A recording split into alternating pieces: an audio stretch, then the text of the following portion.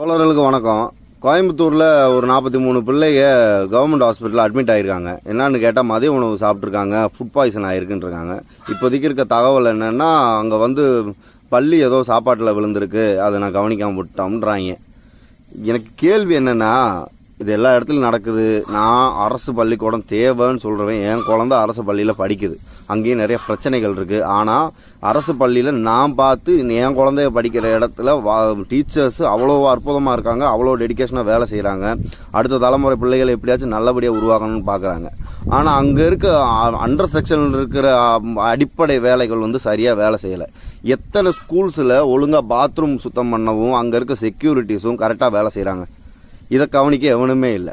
அதை பற்றி கேட்க போனால் அந்தந்த ஊருக்காரங்க தான் சமைக்கிறவங்களா இருக்கட்டும், அங்கே செக்யூரிட்டி வேலை பார்க்குறவங்களா இருக்கட்டும், தெரிஞ்சதை பாருன்றாங்க.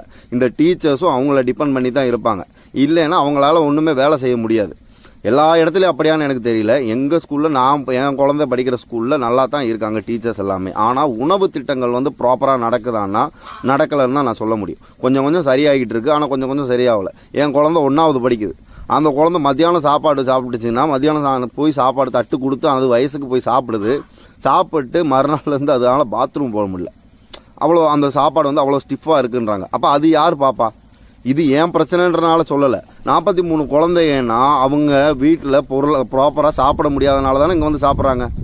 இதெல்லாம் கவர்மெண்ட்லேயும் ரூல் போடுறாங்க. அங்கே இருக்க பிள்ளைங்க அங்கே தான் சாப்பிடணுன்னு, தப்பு கிடையாது. அப்போ அந்த சாப்பாடை நல்லா கொடுக்க வேண்டியது யார் கடமை?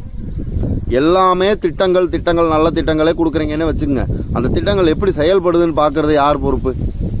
ஆளுங்கட்சியோட பொறுப்பு தான். உங்கள் திமுகவில் எத்தனை பேர் ஒன்றிய செயலாளர், அந்த செயலாளர், இந்த செயலாளர், மயிறு மட்டன் எத்தனை பேர் இருக்காங்க? எவனோட ஒரு பிள்ளையாவது கவர்மெண்ட் ஸ்கூலில் படிக்குதான்? அப்போ தான் தெரியும், ஏன்டா எங்கள் தலைவர் இவ்வளோ திட்டங்கள் போடுறாரே, நீங்கள் என்ன பண்ணுறீங்கன்ட்டு நீங்கள் கேட்க முடியும். இதெல்லாம் கிடையாது. இதெல்லாம் நடக்குமானா கேரளாவில் கம்யூனிஸ்ட் ஆளுது. அவங்க பிள்ளைங்க அப்படி தான் வேலை பார்ப்பாங்க. அந்தந்த கிராமத்தில் அவன் பொறுப்பாளராக இருப்பான். அவன் கேட்பான், ஏன்டா கவர்மெண்ட் இப்படி கொடுக்குது, நீங்கள் என்னடா இப்படி பண்ணுறீங்கன்ட்டு. உங்கள் கட்சியில் பெரியாரை பேசுகிறீங்க, அண்ணாவை பேசுகிறீங்க, கலைஞரை பேசுகிறீங்க. சமத்துவம்னா என்ன, சமூக நீதினா என்ன, பிள்ளைகளுக்கு ஏன் உணவு கொடுக்குறோம், ஏன் ஒரு இலவச பஸ்ஸு கொடுக்குறோம், அவங்கள மேம்படுத்த கொடுக்குறோம்ன்றது சொல்லி அவங்கள கல்விப்படுத்துறதுக்கான வக்கு இருக்குது அவங்க கட்சிக்கு.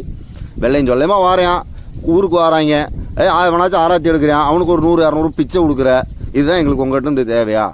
உங்கள் கொள்கைகளை சொல்லி நீங்கள் வளர்க்கலைன்னா உங்களோட அஸ்தமனம் ஆரம்பம். நீங்கள் அஸ்தமனம் உருவாங்க எங்களுக்கு தேவையில்லை. தோழர்களே, பாமர மக்கள் புரிஞ்சுக்கோங்க. அந்த கட்சி வருவேன், இந்த கட்சி வருவேன், எவன் வந்தாலும் நம்ம விவரமாக கேட்கலைன்னா இவன் நம்ம மண்டையில் ஏறி மூத்திரம் போய்வேன். உட்காந்து பார்த்துக்கிட்டு இருக்கணும். கரூரில் அத்தனை